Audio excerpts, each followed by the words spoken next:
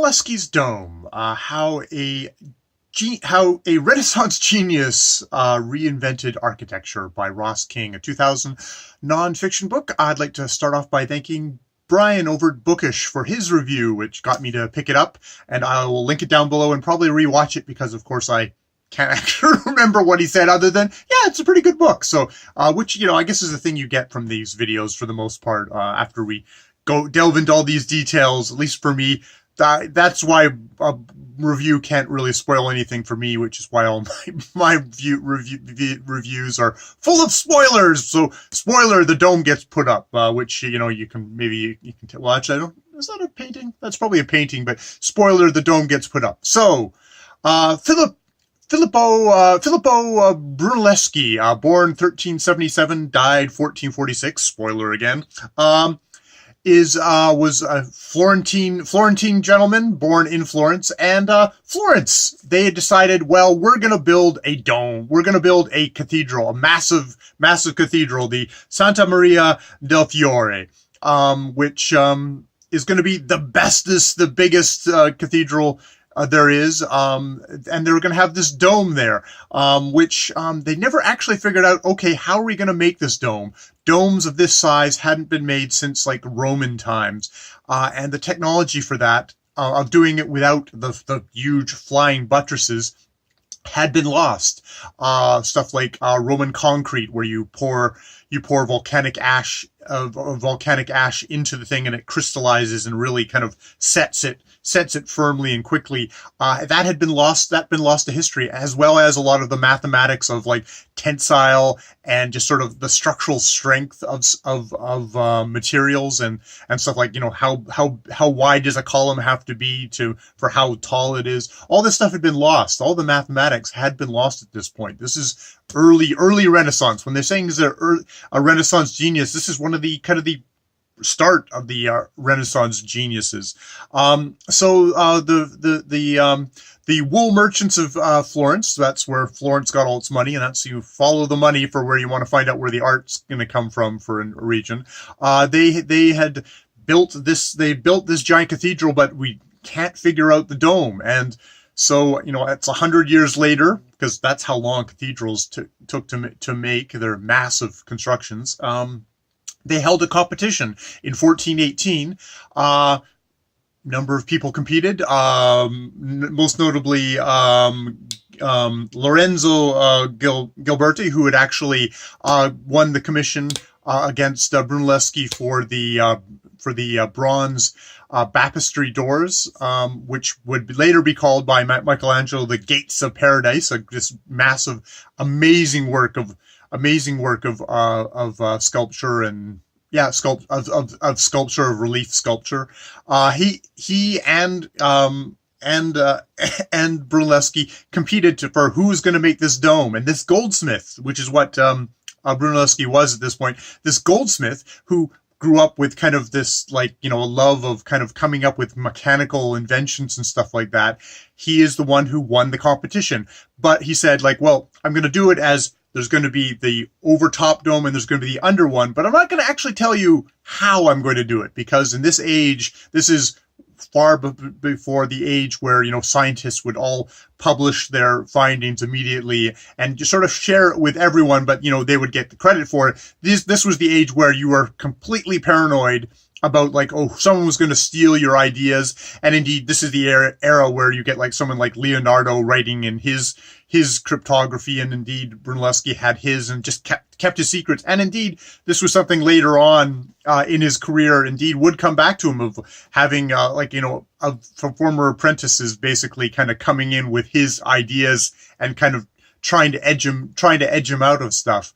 But he wasn't going to tell them. And finally, they decided, okay, we pick you. You're the only one who seems to have a good idea of raising this dome without those ugly French flying buttresses. So it goes apace. And so this book is really good at kind of getting into all the technical. It's a very short book. I think it's about 160 pages all told. And then there's the notes of getting into sort of the technical details of why this was such an amazing thing that he did, of just figuring out how to do this. Because usually in a dome,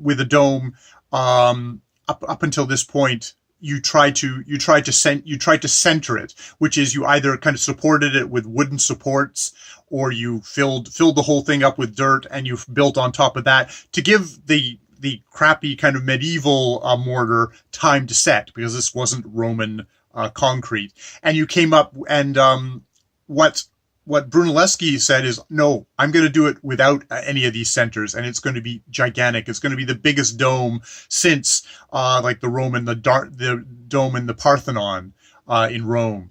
And indeed, Brunelleschi is the start of this book's really good at showing how this is the start of the Renaissance, where instead of kind of looking at the Romans as pagans and as kind of these kind of, this is something that you shouldn't, these are evil pre-Christian, not evil, but, these are ignorant, pagan savages. It's like, no, this is actually something where we can look back at and learn from. And indeed, he did a lot of survey work. He seemed to have really studied the Romans and incorporated some of their tricks, while also, using his genius to come up with practical solutions to how he was going to raise this dome. Brunelleschi is probably actually more famous for being the person that is probably considered the rediscoverer of linear perspective. The idea that in a picture that you've got like me, you've got me in the foreground, but you can see far, far in the background, there's a pig and it's smaller. Up until this point, the medieval Europe was actually much more into like Egyptian art, where everything was done flat. It was seen as more truthful. That this kind of the illusion of depth in a picture was seen as you're deceiving the viewer. That's a lie. And Brunelleschi was a part of coming up with kind of the mathematical ideas of like how to use perspective. And indeed, someone like his rival Gilberti used perspective. You can see that on his bronze Gates of the Paradise, where you can see the converging lines going to the vanishing point. You can see people in the foreground and the background and stuff like that. So this is the start of that idea. Now, Brunelleschi isn't as well known as someone like Leonardo because none of his paintings actually survived. They seem to have disappeared. It's the luck of history, disappeared. But his teachings, his concepts were, brought along. And just building the dome, he came up with a lot of just kind of amazing technical things, such as a crane with gears, which you almost see on a bicycle today, of being able to raise and lower. Actually having a reverse and having a forward and a reverse gear on thing, and a new kind of a oxen kind of a hoist, so you could actually pick up these massive, gigantic bits of masonry.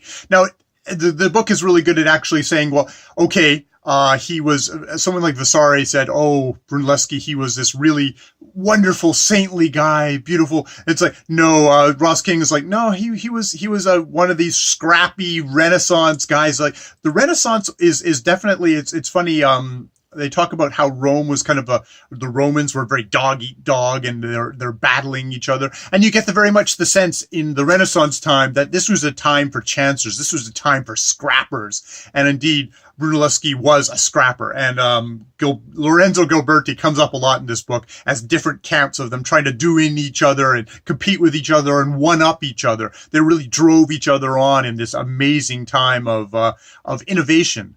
So that comes out really well in the book. And sometimes Brunelleschi overreached. He seemed to have trouble with water. There's an instance of him, war. One of the things that you have to think about with all these cathedrals is the people who are in charge of doing cathedrals were also the people who are in charge of doing battle formaments and kind of tactics for battle. And Brunelleschi, someone like Leonardo, was involved in warfare as well. And one of his more notable failures was trying to divert rivers to use it as a battle thing. And they were going after a small town, another town called Lucca, and ended up flooding it disastrously for his own side and really messing things up. And there's another thing where he builds this ship to try and transport all the marble that is needed for this construction, and ends up making a ship that goes chug chug and glug. And then that's the end of that, and it's one of these failures that his enemies used against him. The book is really good on the technical side. I have to say, I mean, it's probably a limitations of the sources that Brunelleschi, the fellow, and perhaps just sort of maybe wider, just sort of the kind of the texture of the city. I don't know if that comes across as much. I mean, a part of it is it's such a slim book. It's really focused on the technical side of things. So if you're really into, it's kind of interesting because you get into this technical side of like, well, which I appreciate. And I think on balance, I appreciate. I came to this for, hey, why is he a Renaissance genius? And this book actually does a really good job of showing you how Brunelleschi was this Renaissance genius. I don't know if it gives you as much of the texture of Florence itself. I mean, I told you about kind of like the scrappiness and stuff like that, but kind of just the feel, the smell. I don't know if I get that as much. Just like, that basically this is happening. You have to think about this happening in the midst of all the wars that happened at the time, the unrest. That does come across, but I don't know. I didn't feel it quite as much, just because it is so much a story about architecture, I guess. So maybe I'm asking too much for it, or I'm complaining. I want a larger book.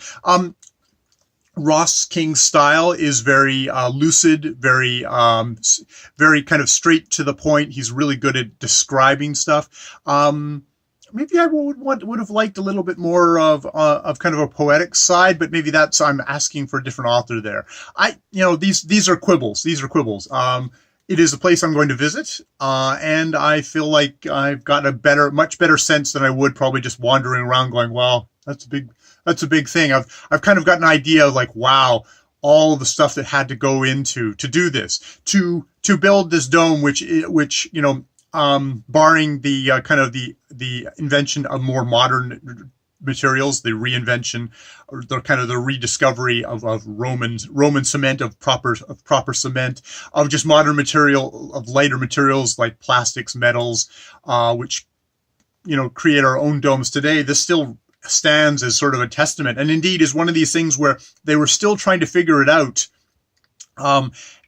as late as like the 1970s, and that they were still doing tests like, how did he do this? And discovering how he used lighter materials on the top, thinking, oh, maybe he had rediscovered Roman cements. Like, nope, he didn't. He figured out ways, and just that, from everything we can gather, he did not have like the mathematics that a structural engineer would have today to figure out how to do this. Somehow, luckily, this was something where he had figured it out.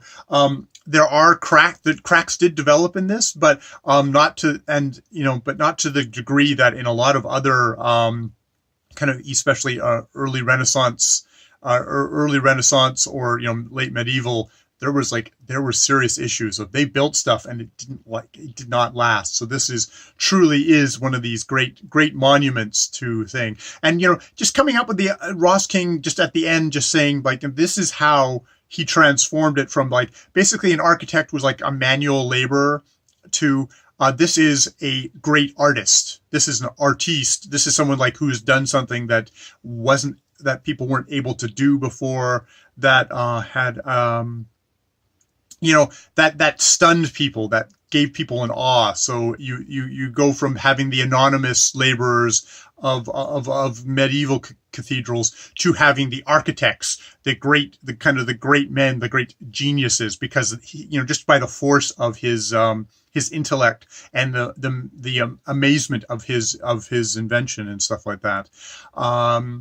So yeah, it's Brunelleschi. Truly a Renaissance man and a genius. So that is my review of Brunelleschi's Dome. Thank you, Brian, for the book recommendation. That was really awesome. More videos later.